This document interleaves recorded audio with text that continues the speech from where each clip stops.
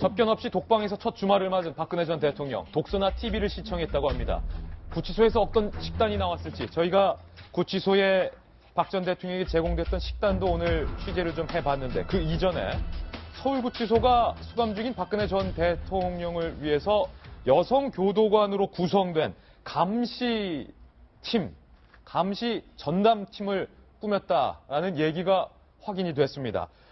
응급 상황에 대비한 것이다.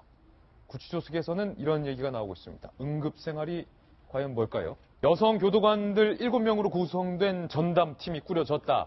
박 전 대통령에 제공된 서울구치소 측의 식단은 과연 무엇이었을까요? 저희가 식단 취재했습니다. 함께 보시죠. 2일 첫 일요일에 제공된 주말 식사, 아침 식사는 쇠고기 묵국, 소시지 볶음, 김치, 점심 식사, 감자 고추장찌개, 미더덕 콩나물찜, 저녁 식사, 들깨 미역국, 김치 볶음 이렇게 제공이 됐다고 합니다. 그리고 아침 조식 1,400원 꼴인데 케첩과 치즈를 곁들인 식빵과 수프, 야채 샐러드, 두유도 평일 아침에 제공이 됐다고 합니다. 교정당국 이렇게 말했어요. 박 전 대통령이 식사도 잘하고 비교적 무난히 적응하고 있다. 영치금으로 두꺼운 옷을 사 입고 심리적인 안정을 위해서 구치소 직원들로부터 상담도 받고 있다. 이렇게 밝혔습니다. 그리고요. 법무부 관계자는 특이한 동행 없이 주말 잘 보냈다. 유영하 변호사가 영취품으로 넣어준 책들을 읽거나 TV를 주로 시청했다. 담당한 모습으로 구치소 생활에 임하며 안정을 되찾고 있다. 이 칼럼 첫 주말이에요. 다행히 잘 보냈다.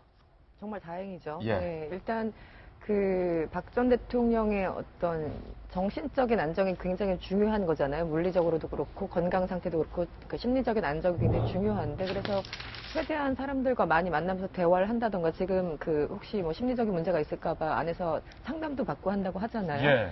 최대한 저런 일종의 뭐 배려라면 배려를 해주는 것은 전 나쁘지 않다고 봅니다. 그리고 지금 TV 시청 같은 경우는 녹화된 것만 시청을 할 수 있다고 해요. 그리고 아마 생방송으로 볼 수 있는 거는 그 TV 뉴스 정도만이고 나머지는 다 이제 그 한정된 채널에서 녹화된 것만 볼 수 있다고 하니까 그것도 뭐 많이 보실 것 같지는 않고 예. 아마 유영하 변호사나 뭐 윤전추 행정관이 왔다 갔다 하면서 이제 뭐 말벗도 대주고 그리고 이제 8권의 책을 드렸다고 하죠. 그 책을 좀 읽으실 것 같은데 그건 뭐 별로 무겁지 않은 좀 가볍게 머리를 식힐 수 있는 그런 내용들이라고 하고 아직 어떤 책이었는지 구체적으로 밝혀진 건 없습니다. 어쨌든 이제 내일 조사를 하고 아까 손 변호사님 말씀하신 것처럼 굉장히 치열한 어떤 논박이 오고 갈 것이다라고 생각하는데 저도 생각이 비슷합니다. 왜냐하면 그 대선 이제 후보 등록일이 15, 16일이고 17일부터 본격적으로 개시일이기 때문에 검찰로서는 20일 구속기간, 그러니까 19일 이전에만 기소를 하면 되는데 그 이전에 할 거라고 지금 속도를 내고 있습니다. 예. 왜냐하면 대선 기간과